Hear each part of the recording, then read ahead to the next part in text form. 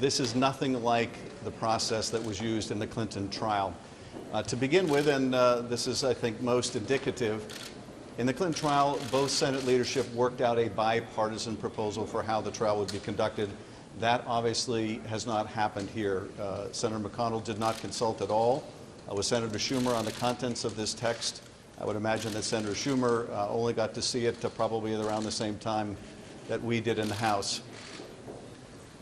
And the reason this was kept hidden is that it does not prescribe a process for a fair trial. And the American people desperately want to believe that the Senate will give both the President and the House of Representatives a fair trial. This resembles nothing like the Clinton proceeding. For the first point, in the Clinton case, if we're truly following the Clinton precedent, all of the documents were provided before the trial, more than 90,000 of them. Does this resolution provide for the President to provide the documents before the trial? No, it does not. It leaves that question of whether the House will ever see these documents, whether the American people will ever see these documents, to the end and only the end, with no guarantee that this material will ever be shown to the House or to the American people. That is a profound departure from the Clinton trial. Without the documents, you can't make important judgments about even which witnesses should be called or what questions should be asked of the witnesses when you do. So that is a profound departure from the Clinton precedent.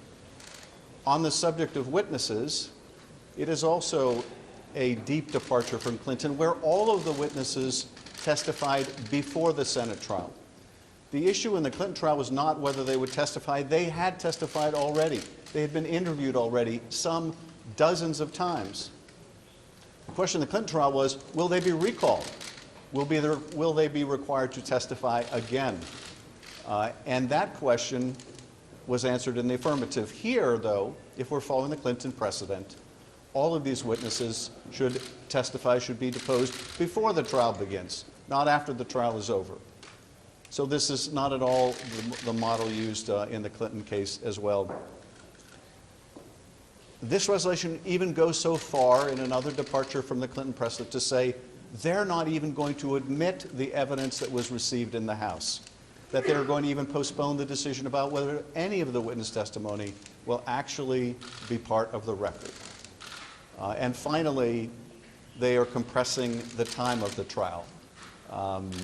Whereas the Clinton trial, managers had 6 hours a day to present over a course of days, they're now presenting that we double the amount of time each day so that the proceedings can conceivably go well into the night when apparently Senator McConnell hopes the American people will not be watching. This is not a process for a fair trial. This is the process for a rigged trial. This is the process if you do not want the American people to see the evidence. This is a process you use if you want to, hand in hand, working in concert with the President, allow the President to continue to obstruct the Congress and deny the truth to the American people. Thankfully, however, we know the truth. The evidence is already overwhelming, and that evidence is that the President abused the power of his office, withheld hundreds of millions of dollars of needed military aid to an ally at war in order to coerce that ally into interfering in our election. And then when he was caught, obstructed the Congress to cover it up. That truth is inescapable, no matter how McConnell wishes to structure this trial. But we will be appealing to the manager, we will be appealing as managers to the senators today to live up to the oath they have just taken, to do impartial justice, and to hold a fair trial. And we're happy to respond to questions. Mr. Chairman, do you think you need... Let me add something here. I just want to add that this fixation on the Clinton precedent is weird. The Clinton trial was conducted fairly, but distorting what happened there shouldn't make a difference. The question is, should you have a fair trial now? Any intelligent person knows that in any trial, whether it's for robbing a bank or for subverting the Constitution of the United States,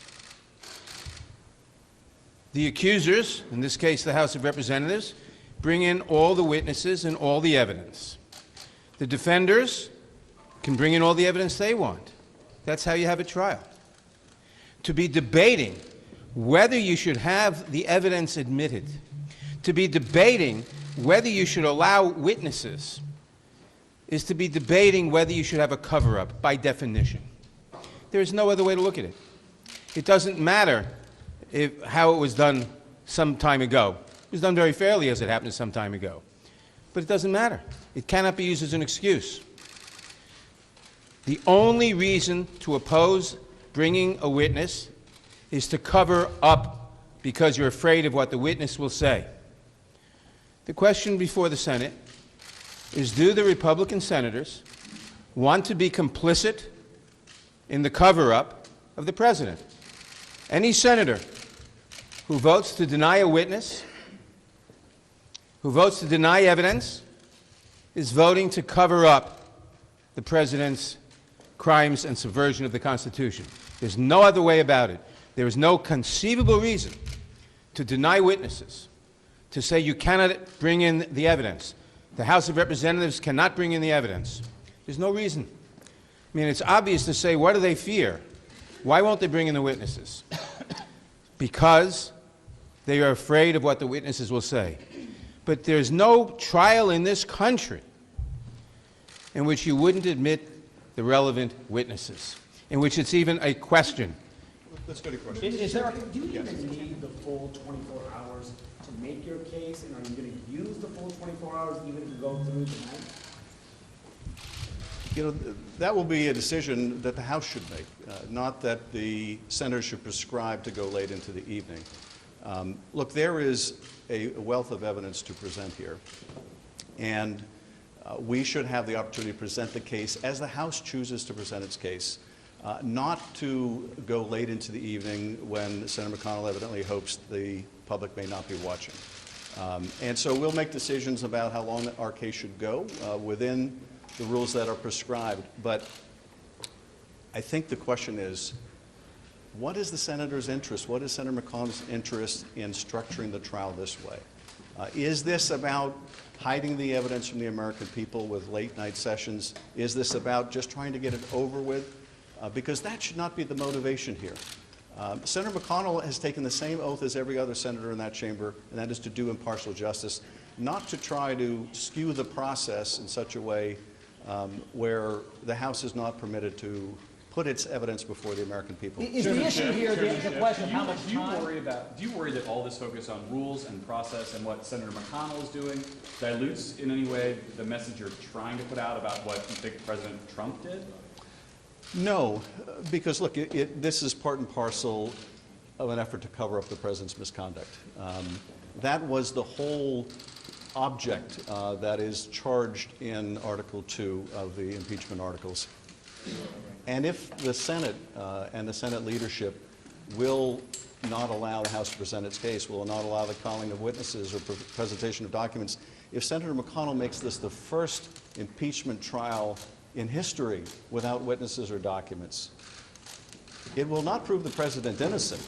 It will merely prove the Senate guilty of working with the president to obstruct the truth from coming out. And so I do think that by structuring the trial this way, it furthers our case that what's going on here really is a cover-up of evidence to the American people. How would you say the next time for this, that House should Who would you like present? to hear from the most through your prayer? Well, and I'll ask some of my colleagues to add on as well, but look, there are a number of key witnesses I think that we know even at the outside of the trial should be called, and there are people like John Bolton and people like Mick Mulvaney, there are people like Michael Duffy and Mr. Blair, and others. But if we're proceeding in a logical fashion, if we're truly interested in a fair trial, the first step ought to be the production of the documents. Those documents will reveal precisely who the most important witnesses are. And they may be those four, and it may be others as well. Let me just give one illustration of what's being hidden from the American people. We have text messages where high-level people in the diplomatic corps are asking each other, are we really withholding military aid And as we talked about last night, I think it's crazy to withhold military aid to pressure an ally to get help with a political campaign. That document, those documents have not been provided by the administration. They don't want the American people to see them. Now, we have seen them because cooperating witnesses did provide them. But documents like those are being withheld from the public. That is the kind of cover-up that the President is engaged in, and the Senate should not make itself a party to that. So, just to conclude in terms of witnesses, we should review the documents. The House should have the right to call witnesses. The President should have the right to call witnesses. Material witnesses, not witnesses just for the purpose of smearing his opponent, but material witnesses. That's what makes a fair trial. But let me ask my colleagues who haven't had a chance to speak if they'd like to add. Mr. Chairman, why is it in the interest of having of the Senate to last stop question. non-material? Mr. How much Chairman, does it how many hamstring you pages? to not be able to know which witnesses and documents are going to be admitted while you're making your case? Well, it's as if you're on jury duty, and the judge were to come in the courtroom and say, I've been talking to the defendant, and we've decided I'm not going to let the prosecution call any witnesses, and I'm not going to let them call for any documents. I'm only going to let the prosecution read from the cold record in the grand jury. And even then, we won't necessarily decide. You can consider that as evidence. That makes it impossible to have a fair trial. Not just difficult, but impossible to have a fair trial. And I think for senators who take their oath seriously, and I hope and pray that they do, this is not the fair trial that the American people want. It's not the fair trial the American people deserve. Thank you. Mr. Chairman, how many pages of material?